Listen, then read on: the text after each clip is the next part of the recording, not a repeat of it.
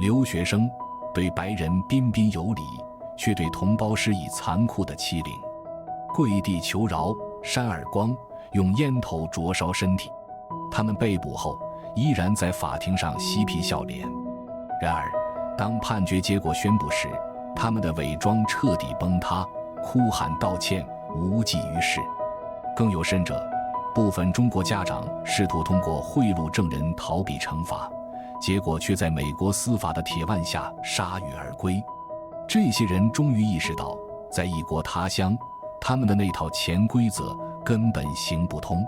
大家好，我是外先生。在故事开始前，别忘了点赞、评论、分享，并订阅我的频道，获取更多内容。好了，话不多说，正片开始。2015年3月30日，洛杉矶，刘依然远远看见一个熟悉的身影，心里瞬间沉到了谷底。那个身影属于他最害怕的翟云瑶。半小时前，一位同学约他去学校附近的冷饮店见面。到了之后，他才发现这是一场陷阱。那位约他的同学正站在翟云瑶身后，脸上挂着明显谄媚的笑容。这是一次有预谋的伏击。刘依然还记得，刚到洛杉矶牛津中学，一个专为中国学生开设的野鸡学校的时候，他的生活是多么平静。但仅仅几个月后，他就被翟云瑶和一帮人堵在厕所里，理由只是看你不顺眼。此刻，翟云瑶斜眼盯着刘依然，脸上的狠戾和不屑让他不寒而栗。还叫人，什么意思呢？翟云瑶挑衅地说。刘依然刚想回应，却发现和他一起来的男生已经悄悄溜走了。接着，翟云瑶不由分说，直接抢过他的手机，用力摔在地上，然后疯狂地跳起来踩。叫人啊，让你叫，就你会叫是吧？翟云瑶一边踩着手机，一边尖声咒骂。几分钟后，翟云瑶拨通几个电话，不一会儿，10几个人涌进了冷饮店。出去，店里不方便。翟云瑶抓住刘依然的头发，把他拖到了附近的公园。在公园里，刘依然被迫跪在地上，面对翟云瑶一行人的冷笑和围观。他们先是轮流扇他耳光，直到他的嘴角流血，脸肿得变形，根本说不出话。接着，他们用高跟鞋踹他的头部，尖锐的鞋跟扎在他的皮肤上，疼得他直往地上缩。他的嘴甚至沾满了泥沙。翟云瑶嫌不过瘾，又拿了一瓶冷水，从头到脚将刘依然浇湿。冷不冷啊？要不要给你暖和暖和？他拿出打火机，靠近刘依然湿漉漉的头发，作势要点燃。刘依然想喊救命，却喊不出声。幸运的是，因为头发湿透，没有真的燃起来。翟云瑶凄了一声，似乎有些失望。然而折磨并没有结束。去拿剪刀，我要把它剃成尼姑。翟云瑶命令道。当有人去取剪刀时，剩下的人继续虐待刘依然。他们用点燃的烟头烫他的隐私部位，每一下都让他颤抖不已，痛苦的几乎窒息。剪刀很快被拿来，翟云瑶粗暴地抓起他的头发，随意地剪。黑发一簇簇地落下，刘依然无力反抗，只能眼睁睁看着自己的头发被剪光。更恶心的是，他们强迫刘依然把地上的头发吃下去。折磨持续了整整5个小时。当天色渐暗，翟云瑶一行人终于停手，但并没有就此罢休。他们拍下刘依然被虐待的照片，威胁他不要报警。如果你报警，这些照片就会出现在网络上。翟云瑶冷笑着说。最后，他们甚至要求刘依然开车送他们回家。当把最后一个人送到目的地时，刘依然听到了一句更加绝望的话：如果有人问，就说是和你一起来的男生打的，我们都可以作证。回到家后，刘依然哭了一整夜，但最终他下定决心报警。第二天，翟云瑶和几名主犯被捕。你无法想象这些霸凌者在法庭上的表现有多么肆无忌惮。连经验丰富的美国法官都感叹，从未见过如此轻佻的被告。2015年4月14日，案件迎来了初审。这天，翟云瑶和2名主犯身穿蓝色的看守所制服走上法庭。然而，他们的神态与其说是面对指控，不如说是参加一场轻松的聚会。他们嬉皮笑脸，丝毫没有为自己的行为感到羞愧或惧怕。特别是翟云瑶，她的表情中充满了轻蔑和不屑，甚至夹杂着些许挑衅。当刘依然作为证人出庭时，她与男友张新磊对视一笑，那轻松的态度令人匪夷所思。但她眼中闪过的怒意也清晰可见，她愤怒于刘依然竟敢报警揭发，而同时她又对结果充满轻视，似乎觉得这不过是个玩笑，霸凌不就是同学间的打闹吗？至于坐牢吗？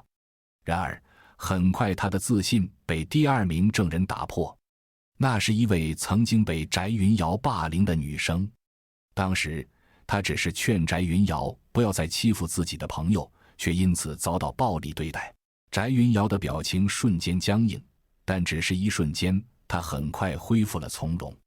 然而证人们的陈述却令整个法庭陷入沉默，每一句话都揭示了受害者所遭受的惨无人道的折磨，而这些罪行让在场的每个人都感到震惊。法庭调查显示，刘依然在被霸凌的几个小时内经历了多次严重的身体和心理折磨。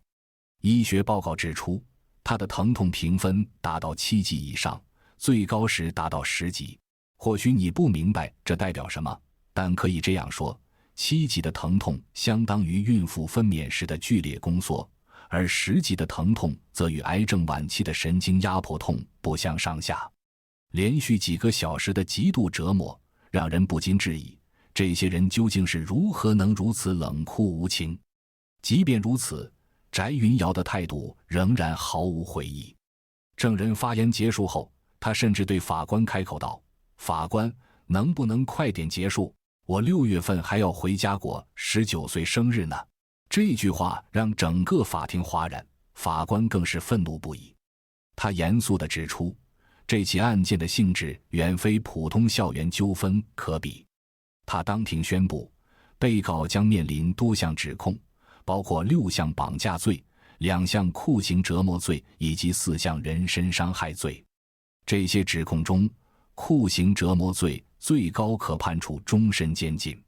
此时翟云瑶才终于慌了，她那张原本挂着挑衅和不屑的大脸上瞬间布满了恐惧和不安。她似乎终于意识到，眼前的事态已超出了她的想象。法庭内陷入短暂的沉默，另外2名主犯也低下了头，再不敢露出任何笑意。第一次庭审以这样的局面告一段落，但这并不是终点。2015年6月，第2次庭审开始。这一次，3名主犯的表现比第一次更加让人愤怒。翟云瑶不再笑得那么轻松，但她脸上的愤怒和蔑视却更加明显。从微笑到嘲讽，再到不屑，几乎每隔几分钟她的表情就会变化一次。法庭上的记者甚至戏称她为表情帝。证人再次出庭陈述时，翟云瑶的眼神中透露出的敌意让刘依然几乎难以开口。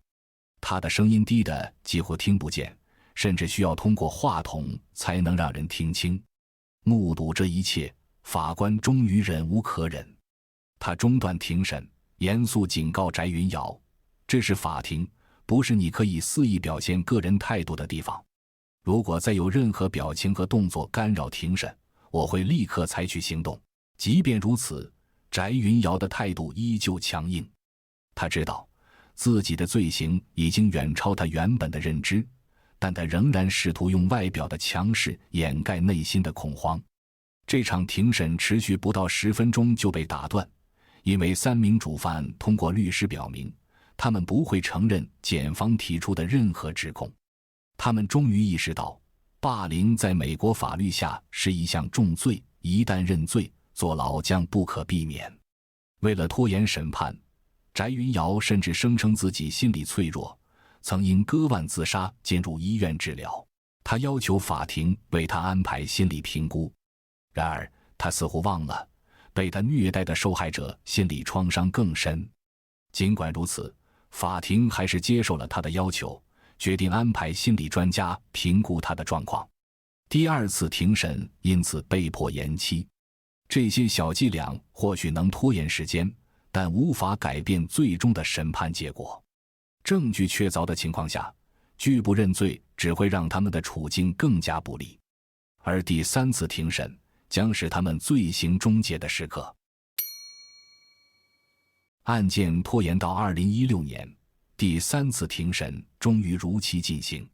这一次，没有任何逃避或借口能够阻止审判的到来。法庭经过充分调查，确认翟云瑶在霸凌期间完全具备法律责任能力。心理专家的报告也表明，他没有任何能被用作减轻罪行的精神问题。审判前，法官向3名主犯发出最后通牒：如果你们在下次开庭前仍然拒不认罪，将面临更加严厉的指控。这意味着，如果案件进入陪审团阶段，一旦罪名成立，他们可能面临终身监禁。这时，翟云瑶3人终于撑不住了。他们明白，继续抵赖只会让事情变得更糟。2016年1月5日，3人通过律师与检方达成了认罪协议。根据协议，检方撤销了对他们的酷刑罪指控，但其他罪名依然保留，包括绑架、虐待和严重人身伤害。2016年2月17日，这起轰动一时的留学生霸凌案迎来了最终判决。翟云瑶作为主犯，被判13年有期徒刑。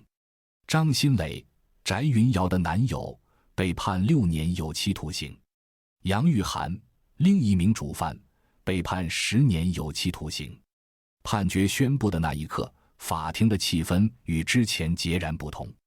曾经嚣张跋扈的霸凌者们不再嬉皮笑脸，他们中有人低头不语，有人用头发遮住脸，甚至有人当庭失声痛哭。可令人遗憾的是，他们的眼泪并非出于悔恨，而是为自己的处境感到绝望。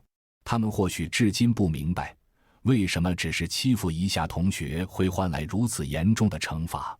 习惯了无所顾忌的他们，终于为自己的行为付出了代价。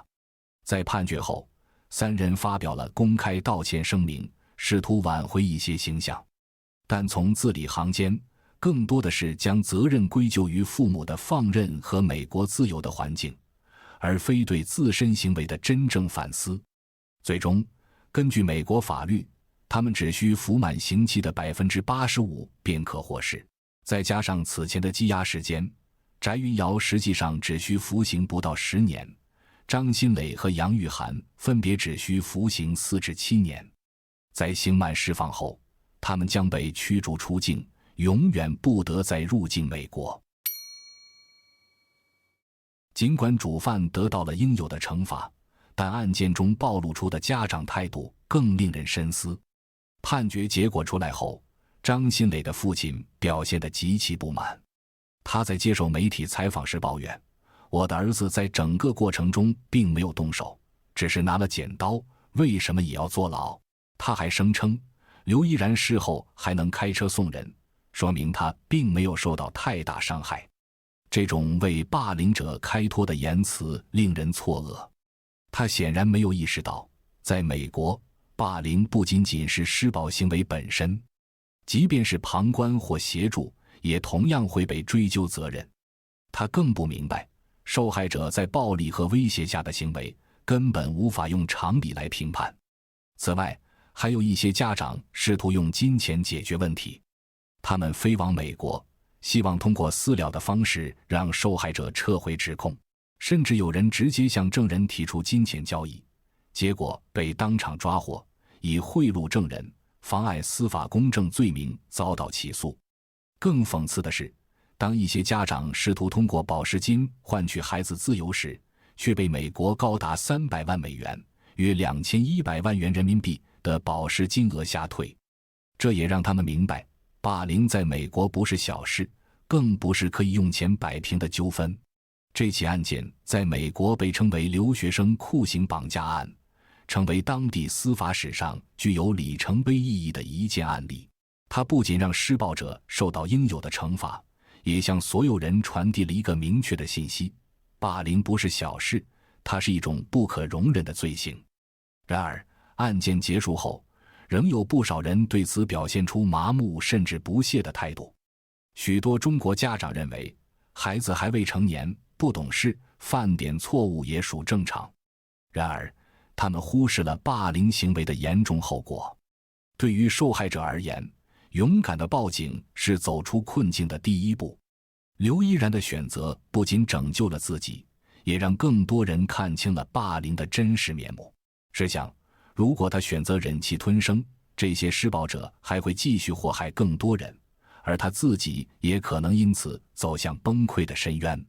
这场审判的意义远远超出了案件本身，它不仅揭示了霸凌行为的危害，也让我们看到了家庭教育、学校管理在其中的重要作用。如果家长能更注重对孩子的品德教育，如果学校能在霸凌事件发生初期及时介入，或许很多悲剧都可以避免。霸凌从来不是小事，也不该被视为同学间的小摩擦。它是一种严重侵害他人身心健康的罪行，理应受到最严厉的惩罚。每当这样的案件发生，社会上的霸凌者和受害者都会关注其结果。因此，每一次正义的判决都在为受害者争取更多勇气，也在为施暴者敲响警钟。感谢收看，我是Y先生。如果你喜欢这个故事，别忘了点赞、评论、分享，并订阅我的频道。我们下次见。